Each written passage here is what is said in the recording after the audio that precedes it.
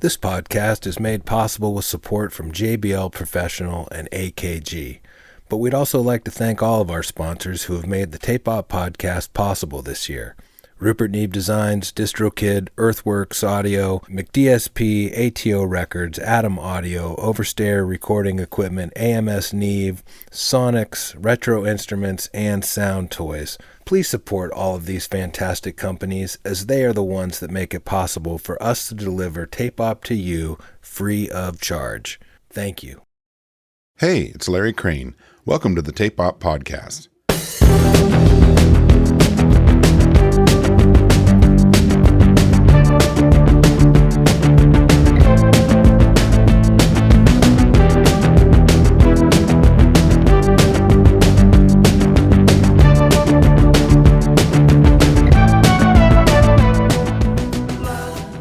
Hi, it's Jeff Stanfield, online publisher for Tape Op. To celebrate the 100th episode of the Tape Op podcast, I thought it appropriate to interview the two people responsible for Tape Op's existence, founder and editor Larry Crane and publisher John Baccigaluppi. We dive into the early days of the magazine, the evolution of the recording and publishing industries, things learned along this nearly 30-year journey, and more. Enjoy. I found my way when the thunder clouds caress me. Yeah, are you guys ready to get started here? Mm-hmm. Well, it's fun to be able to do this because and actually even see both of you guys because many people may not know that we all live in different cities, and so we don't get to see each other and hang out very often. I think the last time we did a Zoom call was during COVID, just to see human faces. To say hello. You know, I always imagine that people think there's an office that we all show up at. You know, we all have desks, and John's got his office with the glass windows on it that we have to knock on the door and check in, like those old movies. You know. Yeah. Not true, but it seemed like a great opportunity since we're coming up on the 100th episode of the Tape Op podcast, which is kind of mind blowing. It must mean that it's been going on for about 8 years, if my math is semi correct. I don't know, but yeah, we decided that we'd have a little chat about the origins of Tape Op and sort of from the beginning to where we are today. So I'd like to just start by asking you, Larry, before you started Tape Op, what were you doing work-wise around that time? Well, that was 1996, and I was working for McMenamins, a chain of brew pubs and taverns and stuff up here in the Northwest. And I was I was like a weekend manager, and I would kind of handle some of the money, and I would help with scheduling, and I would go in and prep in the morning before customers were in, and I would make all the French fries and all that kind of stuff. What led to that kind of earlier was a lot of things, though, because that wasn't my career path, I don't think, and I think a lot of what led to the idea of starting Tape Op had to do with two different things. Like, one was just that I'd been writing for lots of zines and newspapers and various things for years, lots of different magazines, including Brave Ear, Sound Choice, and File 13, all these different magazines across the country. And all that had stopped. Like, I didn't have an outlet for writing about music. And the other thing was obviously that I'd always been playing music, and I've been involved in like 4-track recording and things like that, cassette recordings. And I'd been in the studio making records with the band I'd been in, like from 85 to 92, called Vomit Launch. And Vomit Launch had made our third and fourth records with John Baccigaluppi, who owned a studio in Sacramento. So obviously working with John and before John, Greg Freeman, who was the first, one of the first interviews for the first issue of Tape Op, where people had recorded our band. And were like mentors to me, honestly. So I would send them copies of the tape op when it first came out. Did you have input or support from other people in the music community beyond, just because were you working with Elliott Smith at that time? Did he have input into, I mean, what was that like? Because, whenever anyone's starting a new venture, you're kind of spitballing it with friends and your community. Yeah, Rebecca Gates from the Spinanes was someone I would bounce ideas off of. Elliott Smith and I met after Tape Op started, and he was interviewed, I think, during the first year or second year of it. But he would be the kind of person that wouldn't even suggest like a friend to be interviewed. You know what I mean? Like he was just so not networky. But other people, I would talk, there was a writer named Richard Martin, who wrote for the local Willamette Week, was a music editor. He and I would talk about stuff. I wrote for him when he worked for a different magazine up here, newspaper kind of thing. There were people that would bounce ideas off. Sean Techirachi, actually, is a graphic designer, and he and I would talk about, he would help with the early covers, as did Tony Lee Smith, and Sean and I would talk about, like how to facilitate the magazine, how to operate the magazine, what kind of things to do and not do. And he helped me like get two cover separations made for printing for the early issues when we started actually using printers and not Xerox machines. Got it. Yeah, so there was a lot of that, and I, of course, sending copies to people like John and all over the country to like the band Versus. Those guys were always really giving me some feedback. Team Beat Records, which Mark Robinson I'd been on, I'd send him copies. We'd talk about, who would be good. Stephen Merritt would be really good. Stuff like that. So there was, I had contacts with I knew Gerard Kozloy at Matador Records. I knew people all around the country doing this kind of stuff, and I would send copies to Discord Records. And they dug what we were doing. And I think I already had kind of a network built in from almost 10 years of being in bands and stuff, What was the distribution around that time? Oh, well, a bunch of my friends worked at Revolver down in SF. So that was one that was just easy to send them down to. Tower Magazines distribution. John, you remember that, right? Yeah, so Doug Biggert I'd met when I was in high school, I think, actually. He did a jazz show at KVMR in Nevada City, and I used to see him up there. So, yeah, and then Nail Distribution, actually, at the year that I quit working in food service, I went and worked at Nail Distribution for about 9 months, and we were carrying it there as well. So I would always talk people into ordering copies when I'd call up the record stores and stuff. So that was kind of handy. Was it national at that point, or was it just West Coast, or? No, national. Yeah, definitely through all those distributors you could get everywhere. In fact, copies, Tower was amazing because Tower could get copies of your stuff to like London, and things, and Tokyo. So that was kind of, I'd get people saying, I found your magazine in London, and this is. And how many copies are we talking? I mean, I don't know, because the early ones were Xeroxed, right? So I would just go make 200, 500, and I'd run out. I'd make more.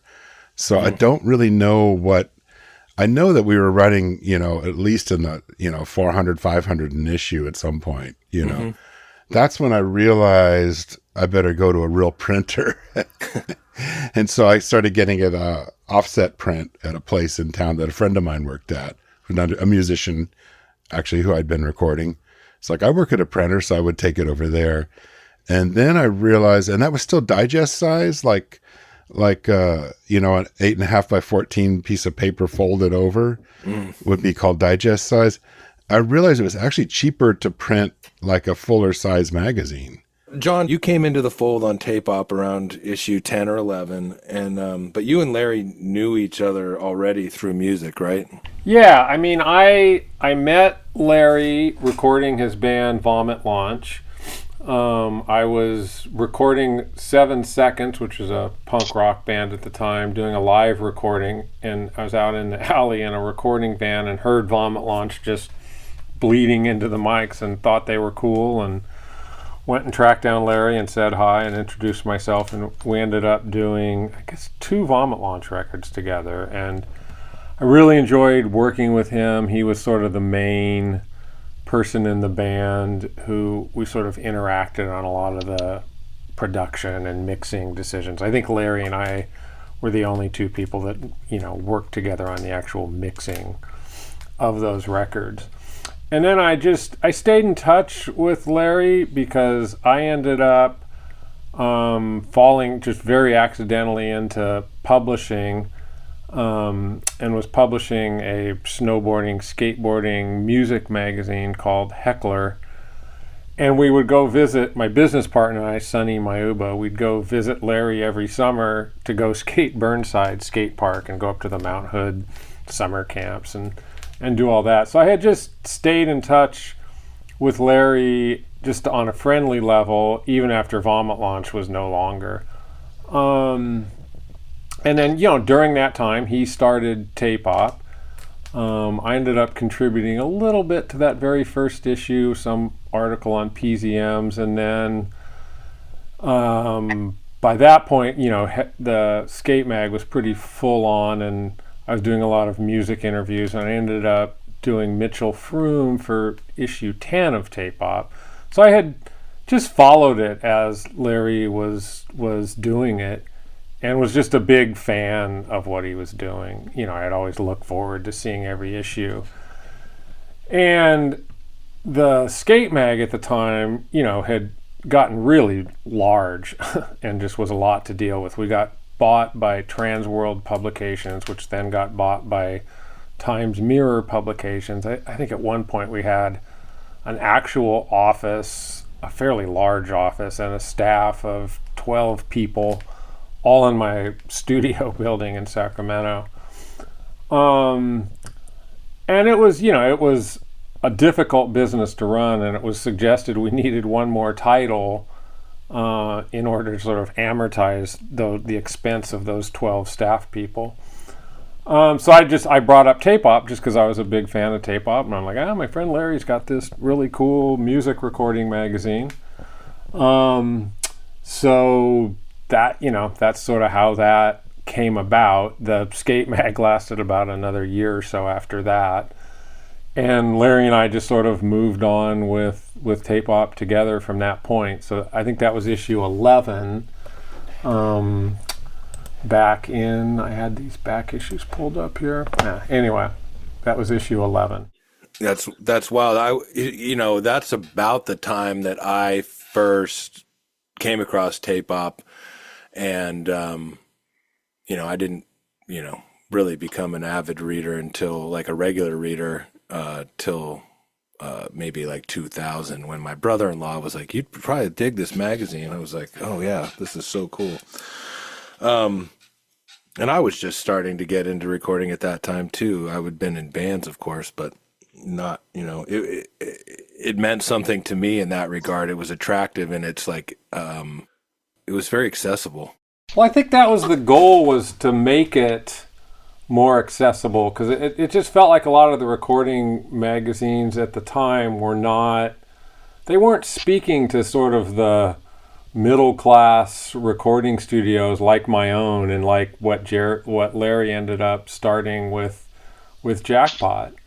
It just felt, very high end and sort of this exclusive club that very few people could be members of. And Tape Op was always, I think, Larry's intention, and what I really liked about it was just, it was more inclusive and more aimed at sort of just down in the trenches recording, like so many, indie rock records were being made at the time.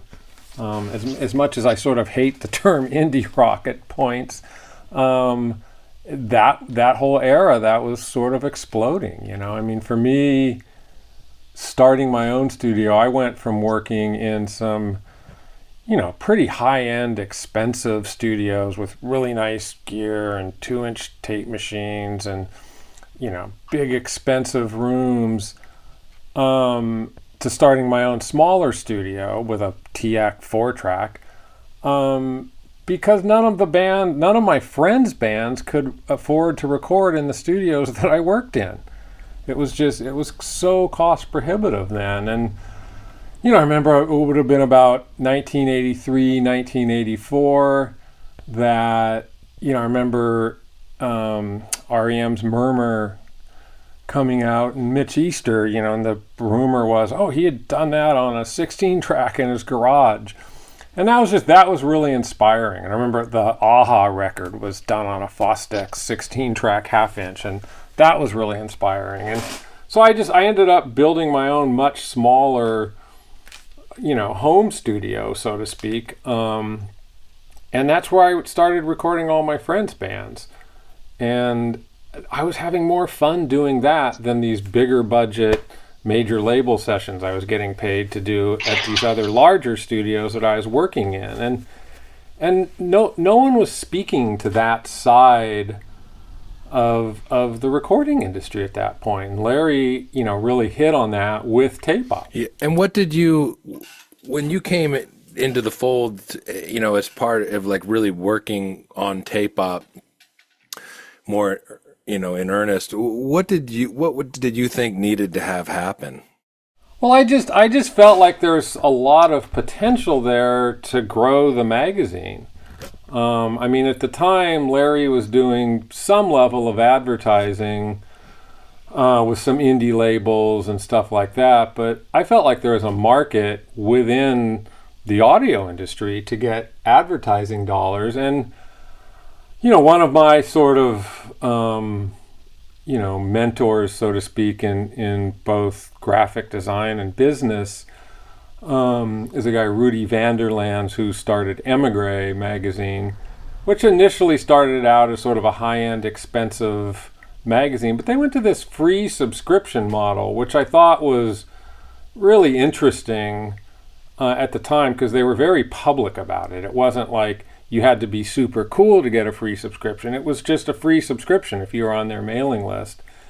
And within the audio industry, that had already been happening, but it was sort of this, like, you had to like justify your coolness to get a subscription to, the industry standard magazines. You'd fill out these survey forms about, what your purchasing status was, blah, blah, blah about, and then they would decide if they would send you a free copy of the magazine. Nobody really paid to subscribe to those magazines. So aside from bringing in the advertising, I felt like, well, let's just be real public about this. Let's just say we're going to give people free subscriptions, and that's that. And we'll be open about it. And, this was all pre the internet really happening. So, we had to really bootstrap it initially. I think we printed 10,000 copies of that first issue and just did everything we could to send them to music stores and schools and colleges and all that. And, we had big full-page ads in all those early issues. Subscribe to Tape-Op, it's free. And we did a subscription form that we sort of jokingly modeled after the Pro magazine forms. And it was like a survey that you filled out. And I don't remember everything about it, but there was the questions were things like, did you see Nirvana play before their first album came out? Or can you name the lineup of every member? Can you name the members of every lineup of Yes? They were just goofy questions. But the last question was, I'm not shit, have pity on me. And that's the box that almost everyone checked. Like, they might check some other ones, but everyone would check that box, So it was just being very transparent about our business model, and that this is a free magazine, kind of no matter who you are. So that really helped us, very quickly get this, quickly over the course of a few years, get the circulation up to where it is now. So yeah, I think those were the two main things. And also just, I loved what Sean Tederaci had done with the cover of the magazine. We really retained that cover design to this day, but I put quite a bit of thought and effort into the redesign of the interior of the magazine, which, you know, I've kind of revisited once or twice in minor ways over the decades, but that's also, I think, held up fairly well up to today. So I guess those were sort of the three main things that I kind of brought in and were my goals for the magazine, because the content was great. You know, Larry was just doing such a good job on the content side, and it was just super interesting. I think that Tape Op at that point was coming up on 3 years. It was about 2.5 or something. And I had maxed out credit cards. I had, you know, I was running, I'd opened Jackpot Recording Studio the year after I started Tape Op. So like in February 97, I opened Jackpot, and April 96, I started Tape Op, and I was pretty tapped out. You know, I was really busy, and I was financially stressed out because I'd opened a studio and I was paying for a magazine that really didn't have much advertising in it at that point. There were some ads coming in from Discord Records, you know, a few local things, some ads I would just comp for people that were helping me out, you know. So there really wasn't money there were subscriptions, but they were very minimal cost, and there was just enough to help pay for some of the printing. But it was really not making money, but the idea, the potential was there. And John came up to visit. It was a skateboard trip, like he said, or snowboarding, whatever they were doing that summer. And we went to dinner, me and him and Sonny, his former partner. And, you know, he was like, what would you, if we partnered up with you, what would you not want to do? And I said, I don't want to do the printing and the distribution and the ad sales. I think that's what I said. Because I said, I want to generate the content. I want to do the interviews. I want to edit. I want to, you know, do all that. I don't want to do layout. Like John obviously was doing layout for his own magazine, Heckler, at that time. So kind of just a delineation of responsibilities. And then the big difference was, first of all, advertising. You know, now we're going after, and it was a difficult road, especially initially with this, to get enough ads, but we were going after pro audio ads, which I had basically never done. I didn't even bother with it. I just thought that's too much work for one person. So we started going after pro audio ads, and we upped the amount of copies printed from like maybe 1,200 or something, or 1,000, you know, to 10 or 11,000 maybe on the first issue, you know, and taking them to trade shows. I'd never been to a NAMM show or an AES conference or anything like that myself. So they were going to the shows. There were magazines being shipped to schools, recording schools and colleges. So that's a lot of big changes really quickly overnight, it felt like. Yeah. I mean, one thing that's so interesting about Tape Op, and it really is the big, you know, differentiator between us and other pro audio magazines, is that it's so focused on the process of making music and the focus on being creative, and I would say even an emphasis on, or I would say a de-emphasis on the gear aspect of it. And we all know that we need gear. We know it's important, and like good mic pre's and great microphones do make the recording process easier, but they're not essential to sort of the art and the idea of being creative. And that's always been, and it seems like from the beginning, just a very important aspect of what Tape Op does. Yeah, I mean, when Tape Op started, I was trying to learn recording, you know. So when I started my home studio, Laundry Rules, like in 94 or something, I was desperate for knowledge. And I would pick up I would go to the library, I'd read every book. I would go to Powell's Books, and I'd pick up the magazines, you know, that were in existence at that point.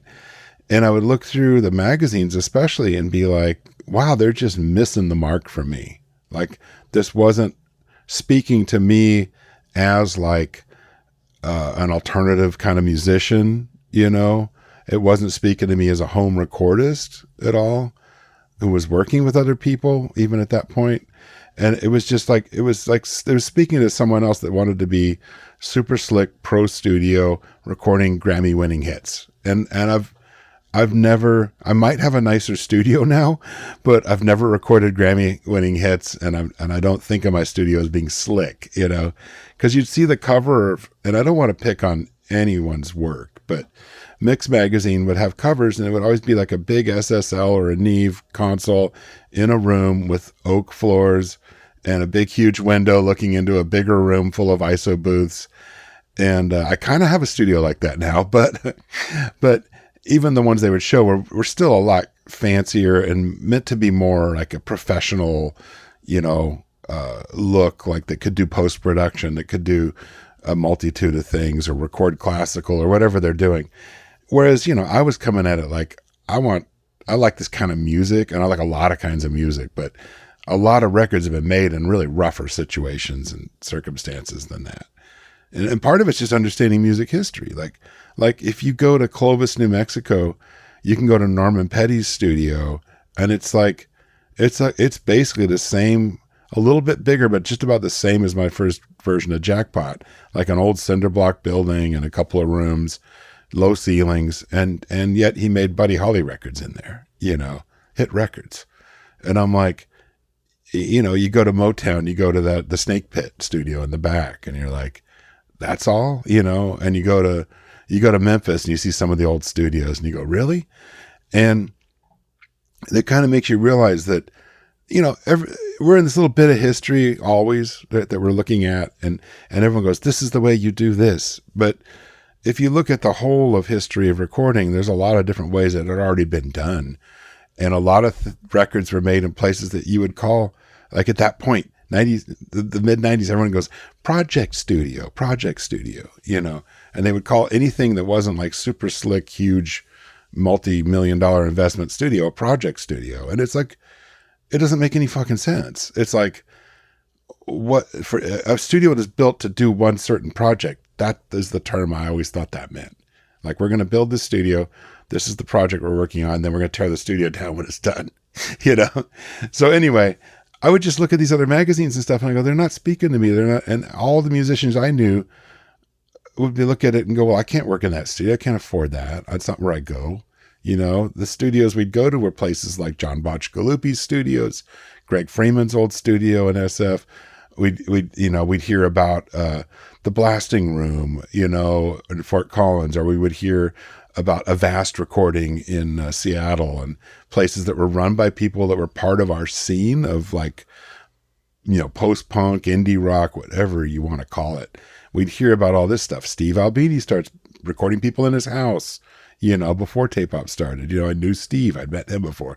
Like, everyone, you know, would hear about Don Zientara in DC recording Fugazi, and you're like, okay, so these important records, these important works of art are being made by people in all these like rough and tumble situations, and I'm way more interested in those records than probably what's being recorded in that slick studio on the cover of Mix Magazine. Yeah. I mean, a lot of those studios were, I mean, that's like the 1%. Think about who can afford. And ironically, a lot of those studios no longer exist. They closed because they were unobtainable. You know, you couldn't get in. I mean, I remember recording studios when I was in a signed band, and we were spending, I mean, the day rate at a, you know, not even the best studios in the world was like $1,200, $1,500 a day, $2,000 a day, you know. So that gets expensive real quick. And there's a place for studios like that. Like Conway has been in business for ages, you know, in LA, and Sunset Sound, and I could keep listing them off, you know. There's places where there are big budgets, and there's big things that need to be done, you know, in those kind of rooms. And so that's sure, great. That makes total sense. There's going to be some, and there's going to be big, huge stage orchestral recording rooms too, because if you're doing that kind of work, sure, you don't do that in a garage. And I realized that, and I don't have any, misunderstanding that world exists. It's just, for me, it was like, I don't understand. My friends would tell me, like, I got signed, I went to the studio. It was like you say, $1,500 a day, maybe $2,000 a day after you pay all the runners and the sandwich bill and all that, and pay for the beers that you thought were free, and, and it's like, okay, that's, and then they're like, oh, and they spent a week working on the kick drum sound. And you're like, what? Why? Yeah.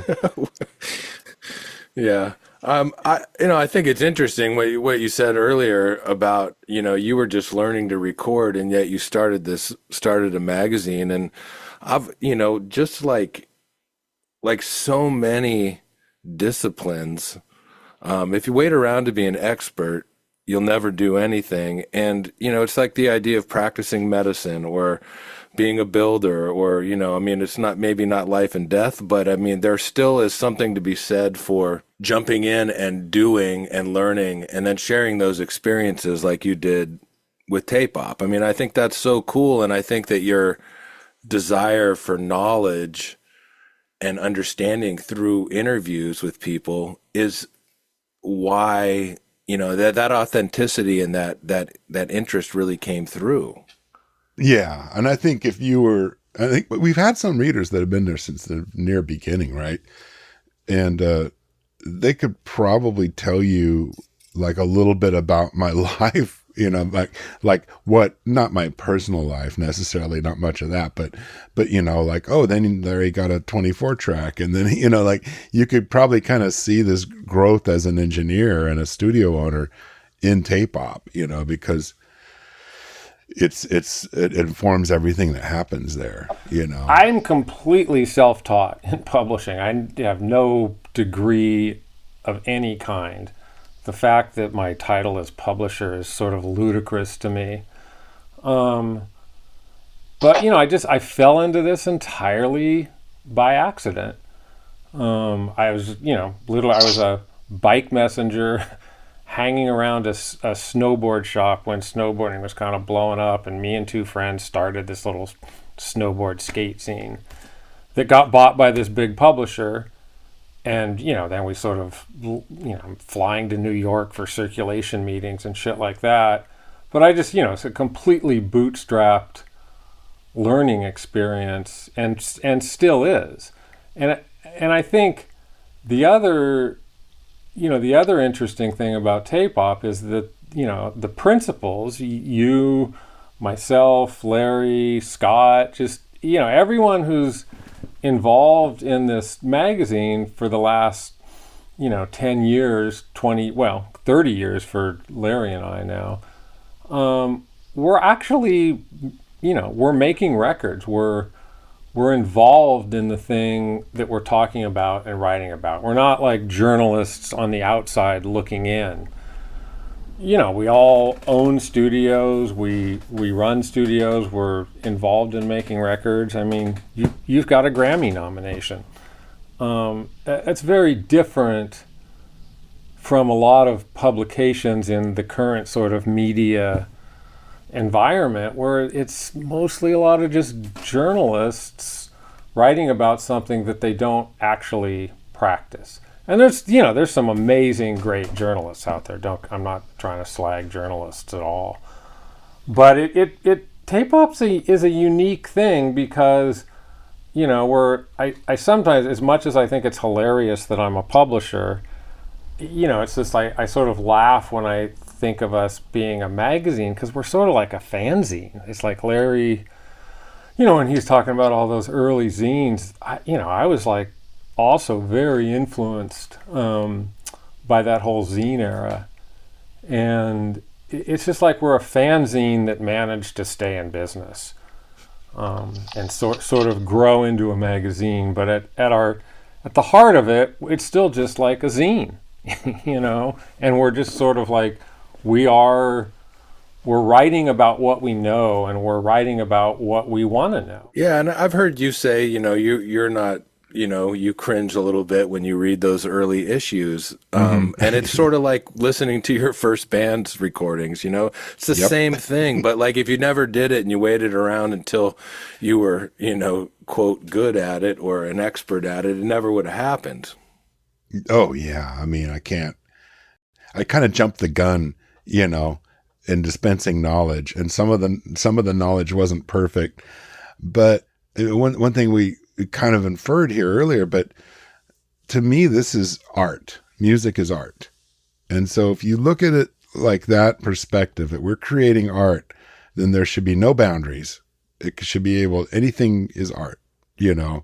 I record this, on a broken micro cassette. It's art, And so like in that respect, anything goes, and there's no rules, and we have to be really, really, really open-minded. And so I think that allows you to step in when you don't know everything and just say, well, here's an aesthetic I'm trying out for this moment in time. I'm going to record this way. And then you go, well, I want more tracks. I'm going to record a different way. Whatever you see the limitations that recording presents in front of you, and then you find ways to get better at working around those. And that's all we do, is we just get better. We're able to become more versatile, able to do our jobs better, able to get cleaner recordings if needed, or dirtier recordings if needed, whatever it takes, and we're just making art. We're just making art. We're not, there's no fucking rules. There's nobody coming in and going, oh, you didn't do that right. It's like, well, maybe putting the drums in phase is a good rule, but I've still made records that had drums out of phase on them that people love. It's true. I mean, I just think you learn by doing. You look back at all the things you've done, and I'm sure along the way you weren't necessarily thinking like, oh, I got this now. Oh, I got this now. But you look back retroactively and be like, wow, you actually do know how to use a compressor now, or I actually do know how to help a band break through when they're having trouble, or whatever it is. I think it's true. I mean, I remember interviewing Albini last time we talked a bunch, and he said something like, I'm always at the start of every session, I'm waiting for someone to, call me out, like an imposter syndrome sort of feeling, and it's like, yeah, we all feel that way, man. It's like, we're just winging it, trying to get something done, and that's fine. And I think, actually going back to even the origins of Tape-Op, one of the main things was, and I'll never say this guy's name, and he's the sweetest guy, but I knew a guy that had a home studio, and I'd run into him, and he had a lot more gear than I had when I opened Jackpot. And he would keep working on the same record and tell me like, oh, I got a new piece of gear, I'm going to have to recut some of the stuff or something. Like, it was just this weird, like, never finishing. As far as I know, the record's never been finished 30 years later, right?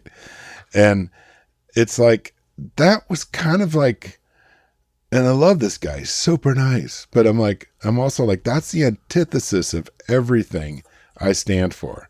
Like, let's just get this out. Let's put, back in the day, let's put it on a cassette and let's sell it at gigs, or let's mail order it to people. Yeah. Let's trade tapes with people like I did in 81, 82, like, just do something. Let's write a zine about ourselves and make people read it. Let's do something, and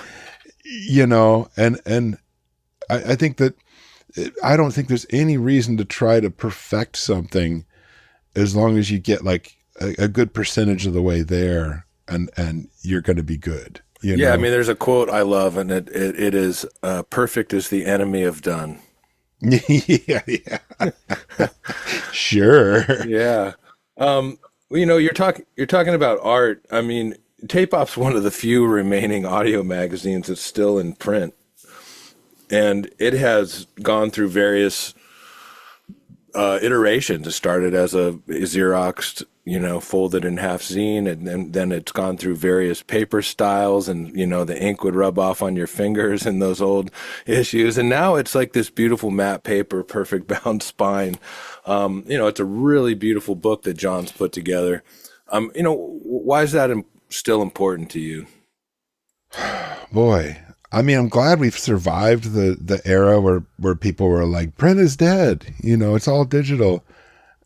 Because number one, and you know, because you're helping us with ad sales, is like you still just can't make the same amount of money with the print version of the magazine. That is what generates the most income, you know.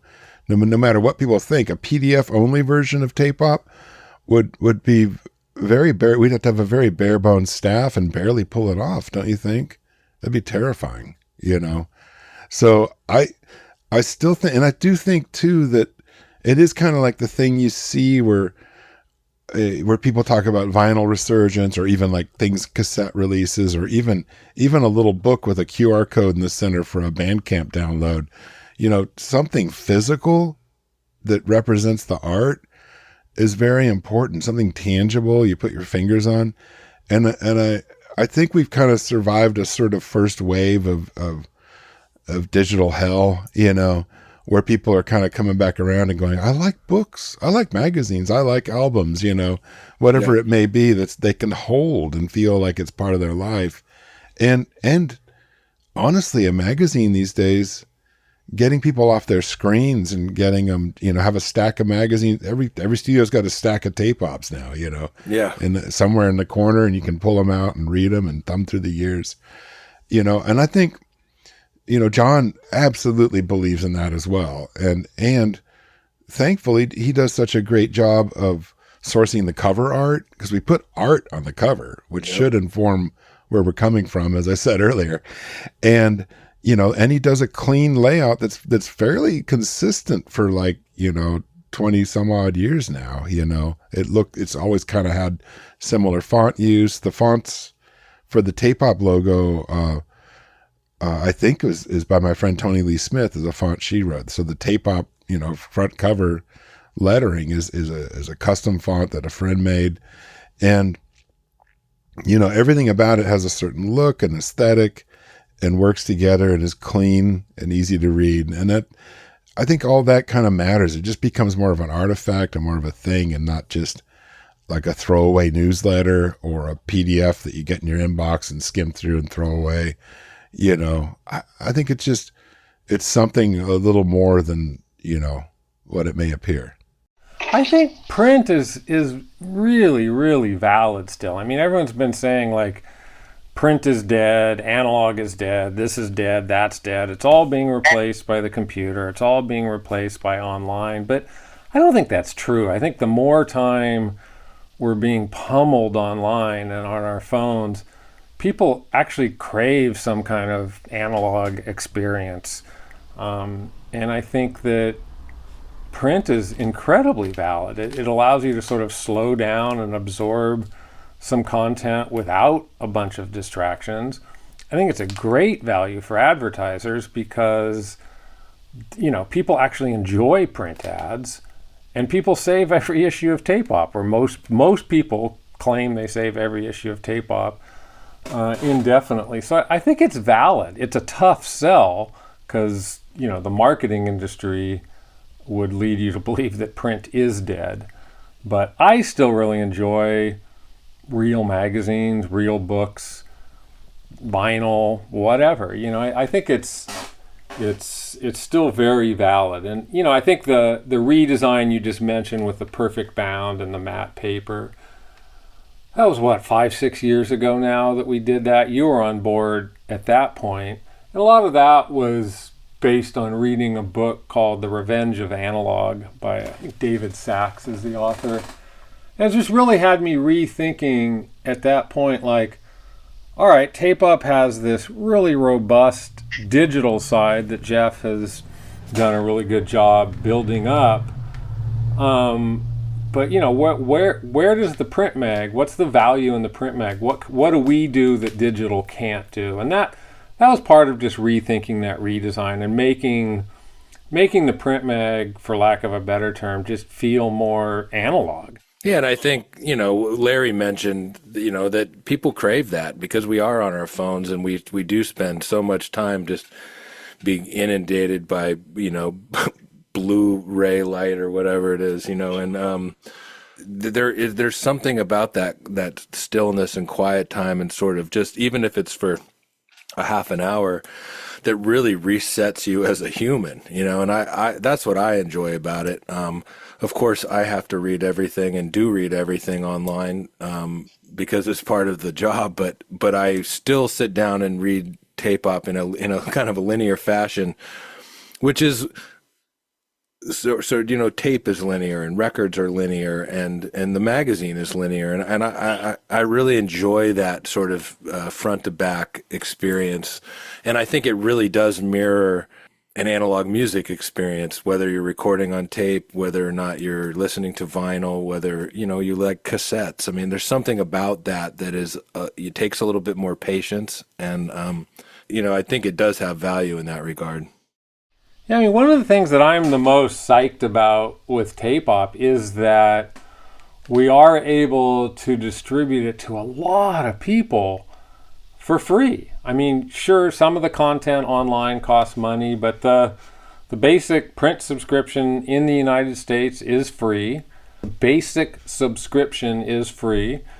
And a lot of online content is free. And that to me feels really powerful to be able to do that. And as you know, it's been exciting as we've sort of interviewed people over the years whose work I really admire. I'll track someone down to do an interview and they'll be like, oh my God, yeah, I'd love to do an interview with tape op. That's how I learned how to do this. I love tape op. So it's just, that feels like a really powerful thing that we've been able to do in terms of the business side of things. It's just get it into the hands of a lot of people for free, and there not being some kind of bar that has to be met on any level.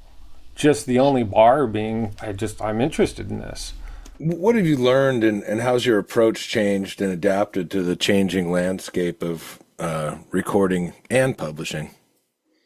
Man, I mean, I think I just answered the publishing part, but no, some of it. I mean, on the publishing side, we move slowly. Tape op doesn't jump into things, as you know. We've moved into the online space very slowly and carefully to where I think we've got a really strong, robust online component that works well with the print component. And part of that's because we've been careful and slow. And that can be frustrating at times, but I think it served us well in the long run.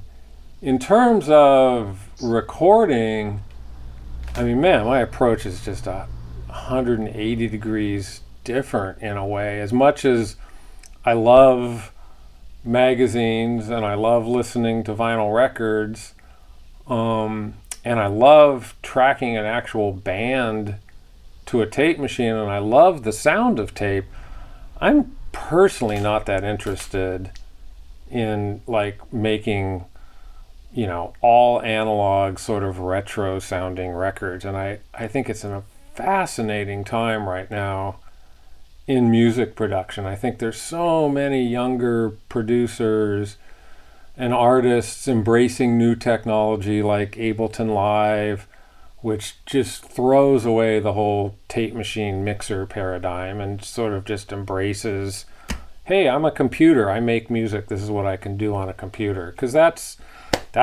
our main tool now. So I think that staying involved with music recording, and a lot of that is because of tape op. My personal, although I do have a studio with several tape machines and has become sort of an established studio at this point. I've gone through several phases with that studio and had periods where it just felt less interesting to me. But tape op sort of, and me, and staying connected with Larry and seeing what he was doing with Jackpot and tape op early on sort of has kept me really excited about music and recording. And I'm so stoked to be working with a lot of younger artists now. I feel like a lot of these, I've worked with a lot of artists in their early 20s in the last few years, and it just seems like that generation's doing some really neat, amazing things musically. So it feels like an awesome time to be recording and making music. And I think a lot of sure, there's all these great vintage mics and tape machines are rad and consoles are rad, but there's a lot of really amazing tools coming out that are, really democratizing the making of music. And that's awesome. So I'm 180 degrees from where I was 20 years ago, making music on a tape machine and mixing it to a console to another tape machine. And a lot of people grumble about how great the good old days were, but man, I got no desire to go back. I'm stoked with where things are right now in terms of making music. The music industry, on the other hand, is another story. We're not going to go there. I mean, when I opened, I remember telling people I'll never have a computer in here, So that changed. It took me a long time to get into actually using Pro Tools. I think I was initially pretty wary of digital overall. I really hated my DAT machines, because they were unreliable. And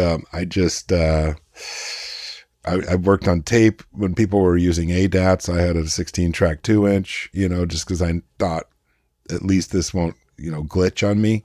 It did all kinds of other horrible things wrong, but it sparked, it snapped tape in half. It did all kinds of good things. But, I was going backwards a little bit just to say, like, I'm not going to adopt all these formats just because that's what people were doing. And I think the ADATs, and John will tell you too, the ADATs were just a nasty format to have to upkeep, and they weren't really that good sounding and all kinds of problems, and for me, this moving along, it was like I adopted even Pro Tools and some of these interfaces I was using too early, and I made some bad sounding records with digital, and I really found that annoying too, that I got sucked into that vortex when I didn't have tools that were as good as they should have been, Now I don't mind. I have 3 operating tape decks at the studio and a console. I can work completely analog if needed, but I don't have any kind of like romantic idea of that, and I don't force anyone into that unless that's something they really think would be worth trying out. And I have to agree.